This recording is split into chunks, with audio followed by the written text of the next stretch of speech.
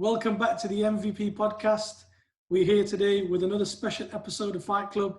I'm here with a very, very special guest, the main man from Australia, the former IBF Super Featherweight champion of the world, Billy Dib. Billy, how are we doing, my brother? Good, thanks, my brother. Thank you for having me on, man. No, you're very welcome. First of all, Assalamu alaikum wa rahmatullahi wa barakatuh. Wa alaikum assalam wa rahmatullahi wa barakatuh. So how's things out in Australia with quarantine and everything? Yeah, I mean, look, everything's fine. Life goes on. We're adjusted. We're able to adjust. You know what I mean? And we're not being told to stay at home like you are in the UK, but we are being told to be cautious. We are sort of like, the streets are empty. The roads are empty, and people are really being cautious in regards to, being around. But I mean, I guess to go out and get the necessary things that you need for home, or if you got to go to work, if your work's still on, you're going to work. You know what I mean, things like that. But kids are obviously staying home from school. Yeah. But other than that, it just feels normal. I guess life's just normal. What about the masjids? Are they closed in? That's one thing, man. The masjids are closed. The churches are closed. Everything's closed in regards to worship. They're all closed. So that's just something that we're gonna have to deal with. And now with Ramadan coming up, it's gonna be tough times. But alhamdulillah, it's all the test from Allah. Of course, my brother. I mean, for me, I've never had to go through something like this ever, where the masjids are closed in Ramadan. A lot of us are weak, and Ramadan is a time for us to recharge the batteries. And when the masjids are closed, it's going to be tough, but inshallah, we'll get through. Inshallah, we'll get. Now, look, it's a very unique situation. But in the days of the prophets, peace and blessings be upon them. They never actually prayed tarawih in the masjid. You know that, right? Yeah. They prayed tarawih as like the tahajjud at home. So they would pray the Isha together in Jama'ah, and they would pray tarawih at home. So in a way, for me, it's an opportunity for me to pray tarawih at home with my wife now. You know what I mean? So good. It's another experience. Yeah, mashallah. Billy, let's take it to the thing that made you most famous, boxing. I want to ask you, where did it all start for you, the kid, Billy the Kid? It all started as a young boy at the age of 12. I was a kid who went to school. I got picked on severely at school. I went to a school where it was basically all white kids. So I was sort of singled out, and I got picked on a fair bit. You know what I mean? And then when I was about 12, my father decided that he was going to put us in after school sports to try to help us connect with these kids outside of school. Right. And but growing up as a kid, Rocky was the in thing, Rocky, the Rocky movies. That franchise was on fire, and me and my brothers loved the Rocky movies. We used to fight each other all the time. I grew up with 5 brothers and 1 sister, so. MashaAllah. Which is your favorite Rocky movie? My favorite Rocky movie is Rocky 5. I love Rocky 5, man. Really? Yeah, I love Rocky 5. I think you're the first person to ever say that to me. I know a lot of people would say Rocky 4, but I love Rocky 5 because I just love the he's got to go back to the grind. You know what I mean? He's got to go back to the grimy streets, and I love that. But anyway, so my dad put me in a football team, so I started playing football with my friends outside of school. And then one day the trainer pulled out some pads and some gloves, and I punched the pads, and he was surprised by what he saw, and he made a suggestion that I go to the Sutherland PCYC and speak to a trainer by the name of Rusty. Basically, I took his advice, went to the gym, and I fell in love with the sport, and that's all she wrote. You know what I mean?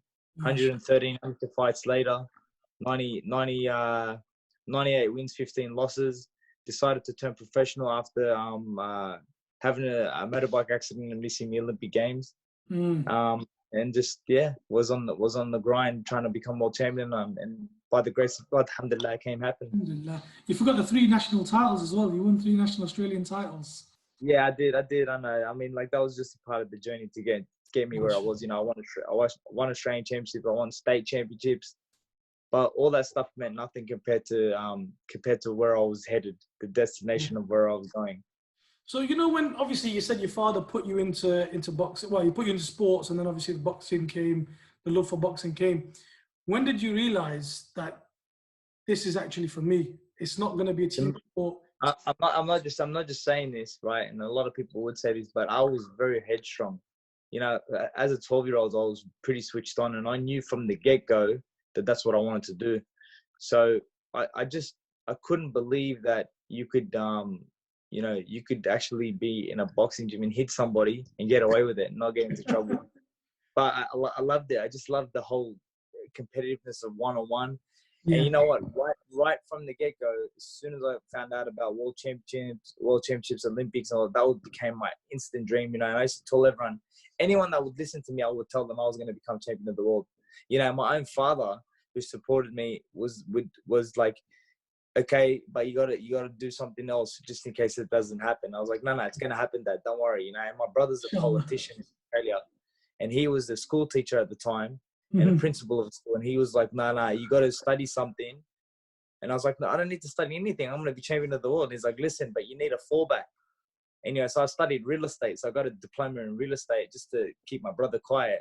I bet that's working out for you now as well, actually, because boxers get the money and then they invest. Yeah. You know what? Like, alhamdulillah, everything worked out the way it's supposed to. And the journey was amazing, and I'm just blessed to be living it. Alhamdulillah. Yeah, I've heard you mention your father before, saying he's your true inspiration outside of sports.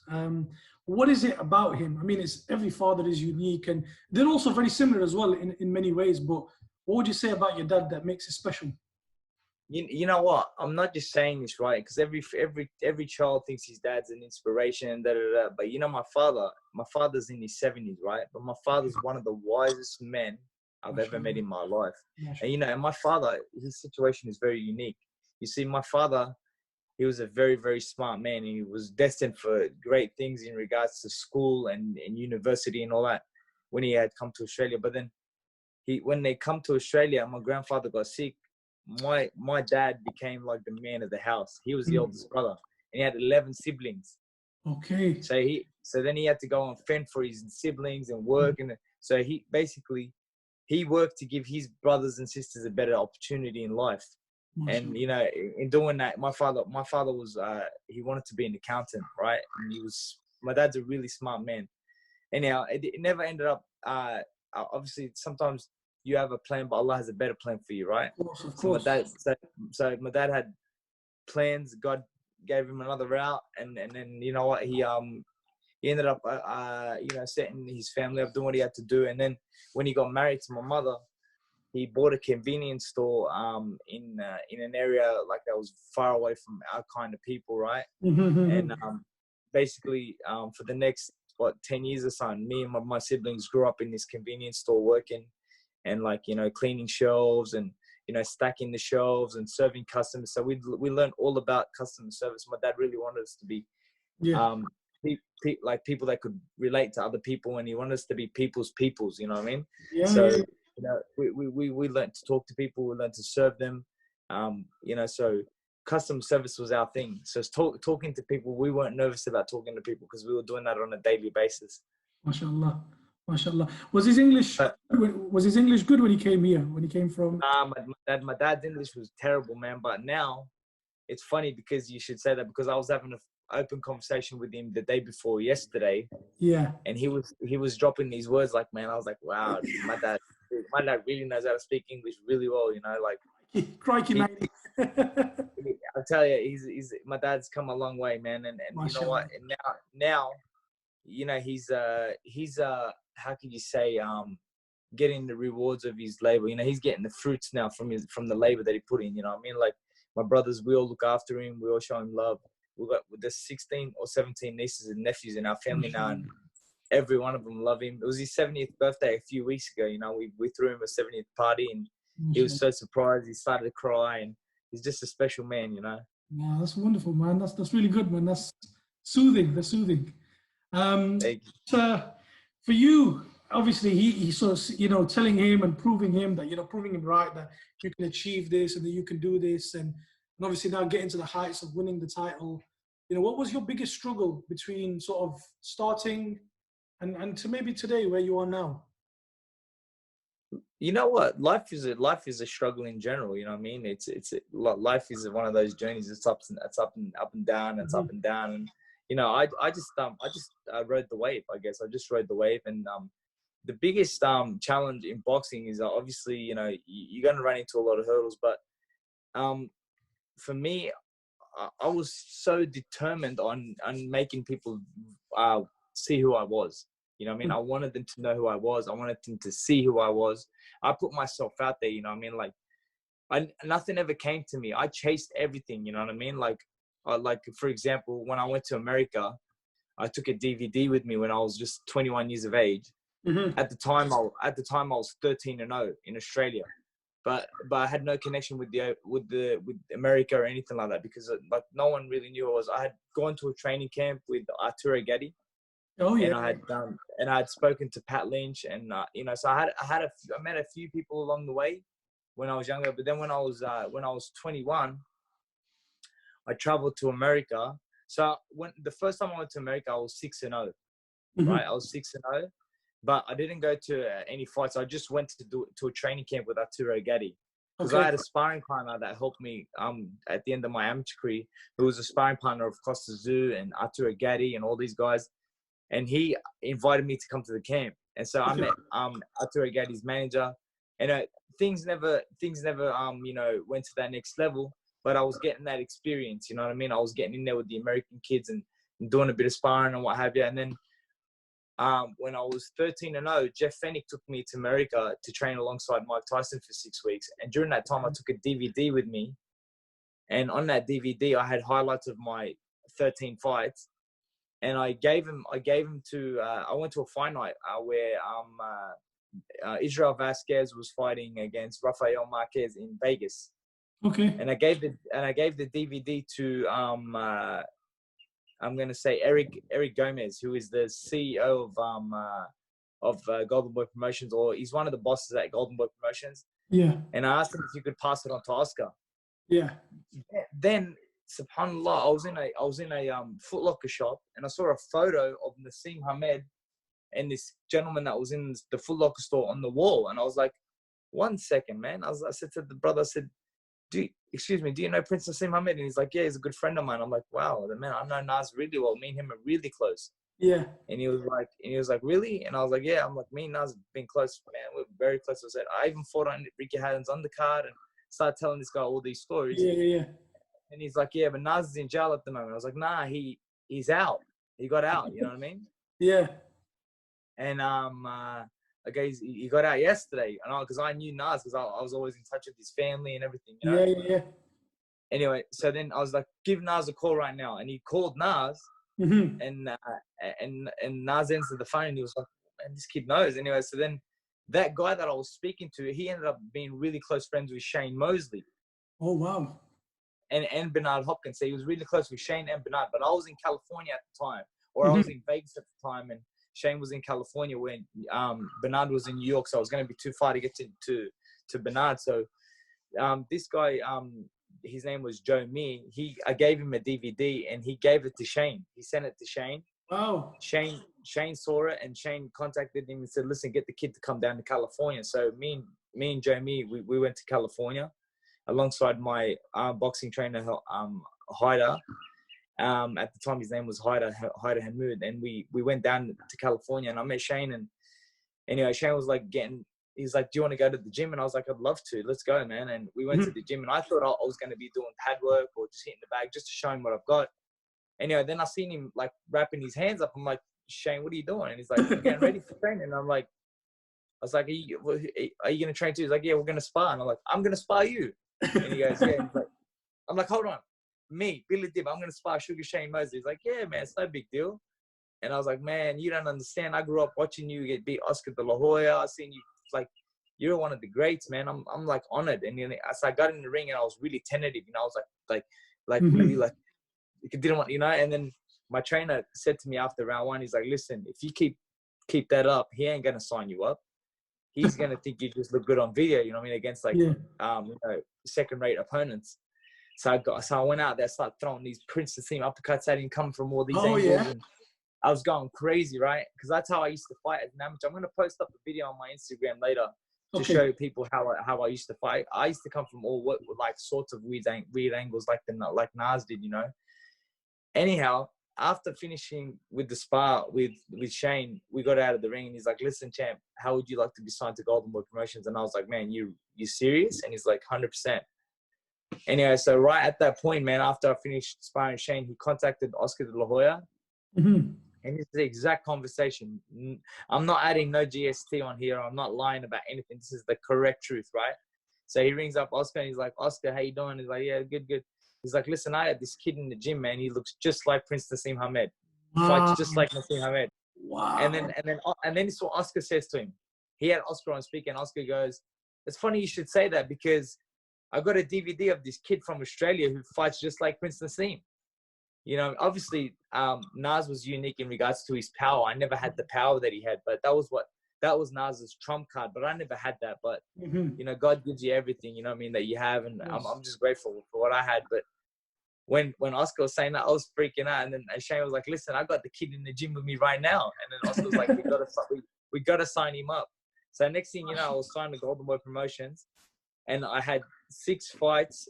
I had 8 fights on the Golden Boy Promotion, 6 in America, 2 in Australia.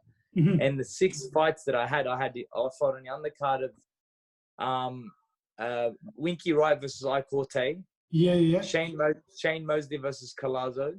Okay, big fight. Shane Mosley versus Cotto. Big fight. Oscar de la Hoya versus Floyd Mayweather. One of the biggest. Michael Katsidis versus Joel Casamayor. Yeah. And Bernard Hopkins versus Kelly Pavlik. And you know, during my time with Golden Boy, so I had 8 fights with them. I had 7 wins and 1 loss. And the 1 loss that I had was after winning the IBO Super Featherweight World Title in Australia. Sugar Shane Mosley come out as my agent to Australia. I won the world title in Australia.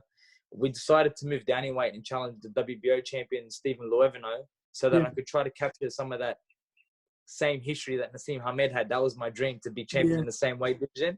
You know, I ended up losing a decision to Stephen Loeveno, and then basically went back on the rebuild. And I built. I had 9 fights, and then on my 10th fight, I challenged for the IBF Featherweight World Title, and I won that. And so, you know, that ended up putting me, like, when you look in the box records of IBF champions, in '97 you see Naseem Hamed had beat Tom Boomba Johnson, and then in 2011 you see Billy Dib had beat Jorge La Sierra to become the featherweight champion. So it was a bit of a dream come true, you know what I mean, to be a champion, to be recognized in the same sort of, you know, weight division as Naseem Hamed was a big thing for me. And even though Naseem Hamed went on to do great things and reach great heights, and I never reached the heights that he did, Nas is one of the greatest fighters of all times.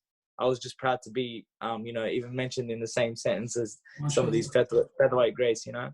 MashaAllah, MashaAllah. You know, Naz is from my hometown, Sheffield. This is where we are based. You know, I've spent a lot of time in Sheffield. You would never believe it. I've been to Sheffield maybe 3 or 4 times. Really? I fought on the undercard of Ricky Haddon versus Carlos Mausa in Sheffield Arena.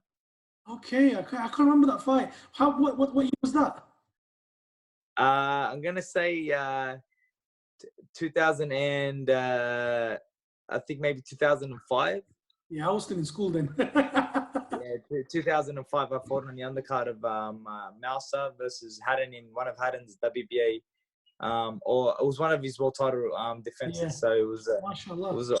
It was awesome. When was the last time you was in Sheffield? The last time I was in Sheffield was a while back. Maybe back in 2000 and in the early, like I think maybe 2007 or 8 was the last time I was in Sheffield. But I was in the UK. I'd been to London a few times as well since then. And the last time I was in London was in 2016. I was in London with Naseem Hamed in 2016. I spent some time with him in his area. He lives in an area now called, I think it's Surrey. Okay, just outside of London. Yeah. So I stayed with Nas there, and you know we had a great time, and that was it. That's all she wrote, man. Yeah, so he's your sports inspiration then. Yeah, so growing up as a kid, Naseem Hamed was definitely my sporting inspiration. Yeah, he was a legend, and in my eyes, he's still a legend of the sport. You know what I mean? He's somebody that will go down as one of the greats. He's a Hall of Famer. Yeah. So, that's a height that I'll never reach in regards to being inducted into the Hall of Fame. But, why do you say that, Billy? Just because, I don't, even though I won world titles and made a few defenses, I don't think I was on that. I never made, like, I was never in a really big marquee fights. You know what I mean? Like Naseem Hamed was. You know what I mean? He was in big marquee fights. And, with Australia, this country's a little bit funny in regards to its sportsmen. You know what I mean? Like, where in the UK, if you're a champion, they gravitate towards you. In Australia, it's not really like that. You know what I mean? We don't really have that in our sports. Would you say that's in cricket as well, or? Not really. Look, in regards to Australia, cricket, rugby league, like football, and like sport, like they love that kind of sport. You know what I mean? Yeah, cricket, I follow you.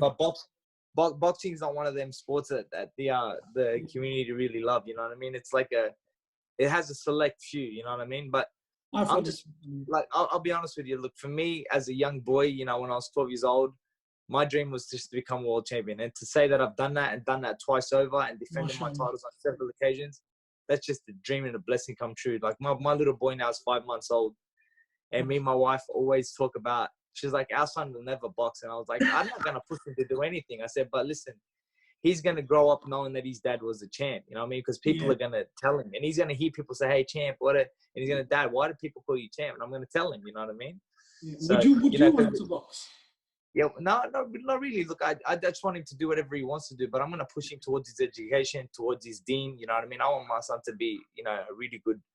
I want him to be good in in Quran. You know what I mean? That's my goal. You know what I mean? I want him to be I want him to be like Hafiz. You know what I mean? That's my goal. You know what I mean? Mashallah. No, I was never that, but right now I'm in the middle of learning how to read Quran now. You know what I mean? I never learned from a young age, so. Thankfully, I can actually say this now to the people that are going to be watching this, is that, you know what, I'm actually now reading Quran. So, alhamdulillah, it's, alhamdulillah. I'm blessed now, It's amazing to hear you say that. And the great thing is, I don't want to expose your age, but you're over 30. And I'm 34. I'm 34 years of age. I'm going to be 35 in August. You know what I mean? So, I've, in regards to my age now, I've had a long career. I've achieved things, and now I've got different goals. Like even though I'm still boxing, I'm only looking for the marquee fights now. I'm looking for fights against people like Abner Mares, Leo Santa Cruz, Carl Frampton. I want to fight those guys now. You know what I mean? So they're the fights that I'm chasing. And who knows? Maybe if I can win them fights, maybe somehow I could fight my way into the Hall of Fame. But who knows? Only Allah knows. You know what I mean? Whatever God's got written can happen, and it will happen. But my goal now is to become, really good in Quran. That's my goal. Inshallah, mashallah. No, inshallah, you never know, man. You never know. I think it will be. You're a world champion. At the end of the day, take Australia out of it, because, like you say, boxing is not the number one sport. You never know. We've seen other people go in the Hall of Fame that you think, you're a world champion. Inshallah, we'll see what happens, man. Like, you know what? I'm only one of the select. Like in Australian boxing history, I think we've only ever had something like 20 something world champions. You know what I mean? So to be in that list is just a blessing. You know what I mean? Like, wow. And the thing is, I'm an Australian-born Lebanese Palestinian Muslim world champion. You know what I mean? That's amazing. MashaAllah. Has Palestine or Lebanon ever had a world champion? Yeah, me. Yeah, but that's what I mean. Except from you, no. So you are the first. So that gets you into the Hall of Fame for me. Who knows? Who knows? I've got a couple of questions for you before I do let you go. Go ahead. Yeah, what's your biggest motivation in life? My biggest motivation in life. Well, obviously, when I was a kid, my motivation was to become champion of the world. So that was my true motivation. Was like boxing was like was the all and end all for me, you know what I mean? So I dedicated my whole life to the sport. So I was motivated by, the opportunity of becoming world champion, you know what I mean? That was my true, that was my sporting motivation. But my motivation in life is my family, my siblings, my father, my mother, my nieces, my nephews. They're my motivation. You know what I mean? Like, to be a good person. And now, right now, in this current climate of time, my wife and my son are my 100% motivation now. You know, like everything I do for them. Of course, my brother. Of course, 100%. What advice would you give to young Billy now, looking back? Because now you're wise Billy at 34, going on 35. What advice would you give to young Billy at age 13, 14, or maybe even age 21, when you were like... Well, if I could give myself advice when I was a kid, I would have advised myself to constantly work hard, which thank God I always did. I would advise myself to look out for the sharks. Look out for sharks. You know what I mean? Like, don't see. The thing is, man, I trusted and believed a lot of people, and you know, and the thing is, in this world and in this life, a lot of people, they promise you the world, but they deliver you the atlas book. You know what I mean? And I was one of those people that kept on falling for that. You know what I mean? Like, people would promise me things, and I would believe them and get hyped and everything like that, and then they would let me down. You know, and I experienced that in a few occasions of my life, and you know, now I've wised up, and I don't take anything for granted anymore, and I just take people with a grain of salt. You know what I mean? Somebody says something, I just take it with a grain of salt, and I just move on. And if it comes through, it comes through. If it doesn't, it doesn't. So I don't really care about what people like. I would tell my younger self in one sentence: you're in control of your own destiny. That's it. MashaAllah. Of course, absolutely. I heard you're a big baller. You're a big basketball fan. Is that right? Man, yeah, I love the NBA. I love the NBA. I got something to show you. I got something to show you because you'd be proud of this. Heard you like this team? Yeah, Orlando Magic. That was my team growing up, man. That was my team. Whose jersey is that? Whose jersey? Oh, it's not Penny's. It's Howard. Okay, that's all right. That's all right. It's not Penny's. Growing up, man, I was a big fan of Shaquille O'Neal and Anthony Hardaway. They were my favorite players, and I collected all their cards, and so I've got amazing basketball cards of these two legends. You know what I mean? But if I could have made the NBA or been a world champion, wow, man, that would be a toss up, man. I don't know, you know what I mean? Really? If I could, but when I say the NBA, when I say the NBA, to make the NBA, I would have wanted to play in the era of Patrick Ewing, Michael Jordan, Scottie Pippen, Shaquille O'Neal, Gary Payton, Sean Kemp, Dominic Wilkins, Dikembe Mutombo. That was my time. I loved that time, man. I loved it. The era of handshaking. The handshaking. Yeah, you know, John Stockton was on fire with these 3-pointers. You know, you had Hakeem Olajuwon. Wow, man. That was an era. You know what I mean? That was an era. And that's no disrespect to the guys today, because, you know, even people like Allen Iverson, who was a great player. You know, you got great players like, you know, Kobe Bryant, the late Kobe Bryant, may rest easy. You got man, wow, you got so many great players, man. Like right now, at this current time, I don't actually support one team. I just support basketball in general. I love basketball, you know what I mean? But when I was a kid growing up, the team that I supported was Orlando Magic. Yeah. Then, you know, when Shaquille O'Neal went to the Miami Heat, I became a Miami Heat because I was the Shaquille O'Neal fan. You know what I mean? Wait, what happened to the Lakers? You missed the Lakers out. No. Listen, I just went with Shaq. Wherever Shaq went, I went. Shaq went to the Lakers. Did you not? I know that. But you got to listen. The reason why I say Miami Heat. Now I'll tell you why. Because, you know, Anthony Hardaway, he was one of my favorite players. And you know, people might not know this, but Anthony Hardaway had a stint in the Miami Heat with Shaquille O'Neal again. You know what I mean? I know he did. and I've actually got basketball cards of him in Miami Heat. And he also had a stint at Phoenix Suns. You know what I mean? But I know Shaq had that long-term relationship with the LA Lakers, with Kobe Bryant. They did great things together. You know what? Shaquille O'Neal's got to be one of the greatest basketball players of all time. Yeah, absolutely. You know what I mean? Absolutely. He was a power forward, man. He was strong. He was something special, man.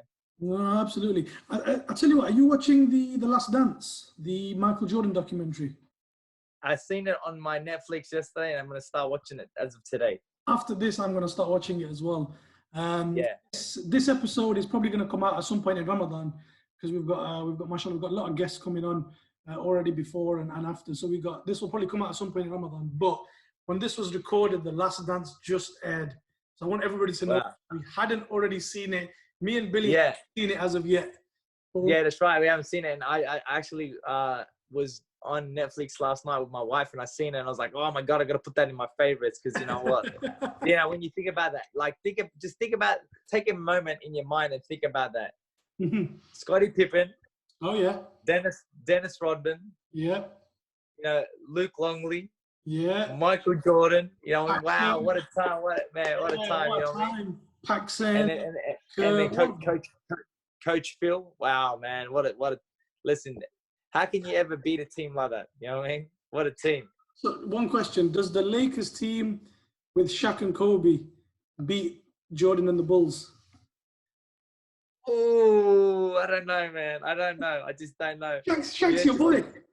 Listen, I'm gonna say this, man. It just depends on it all depends on the form that Michael Jordan brings. So, you know, if Michael Jordan brings that form, man, he's gonna be scoring from the outside. He ain't gonna worry about Shaq having to you know to block him and stuff. But I just think, you know what? Wow, what a game that would be to see. Imagine seeing Shaquille O'Neal and Kobe Bryant versus Michael Jordan and Scottie Pippen and their squad. Their two squads coming in together, head on, bam. That would be badass. It'd be unbelievable. I'm going to go with the Lakers. I'm a Lakers fan, so... Listen, let me ask you this question, right? Go on, then. Michael Jordan, right? He won numerous rings. Obviously, you know, Shaquille O'Neal did the same. Kobe Bryant did the same. But, you know, you can't compare that situation, you know what I mean? Like, there'll never be another Michael Jordan, you know what I'm saying? There'll never be another Tiger Woods. There'll never be another Muhammad Ali. These people, they weren't just athletes. These people were more than just athletes, you know what I'm saying? Exactly. It's why you can't compare Nas and Billy Dib. Different eras. Yeah, and Nas was a great, and I wasn't. You know what I mean? Come off it, man. Come off it. Nah, listen. I'll be honest. Look, I'm just going to say this off because I'm a realist, you know what I mean? I know. Wow, come on, listen. Nassim Hamed, 15 title defenses of the WBO crown. He also won the WBC title. He also won the IBF title. He didn't win the WBA, but the WBA still crowned him champion. You know what I mean? So, you know, like Nas won every title. And on top of that, he won the IBO world title at the end of his career just to top it off. You know what I mean? So he captured every world title that you could possibly capture in boxing. Like, you know what I mean? He's a great man. He's a great. I forgot that bit. I was just messing about with you. No, Billy, as always, it was a pleasure to have you on. Thank you very much for spending some time. For those that don't know, Billy's woke up early in the morning in Australia. It's like nearly 2 o'clock in the morning for me here in the UK, but this is what we do. So thank you very much for coming on, Billy. And thank you for having me, man. I appreciate the love and support. No, you're very welcome. You know what we're going to do, Billy? You're going to come back on for another basketball episode, and we're going to talk about The Last Dance. What do you think?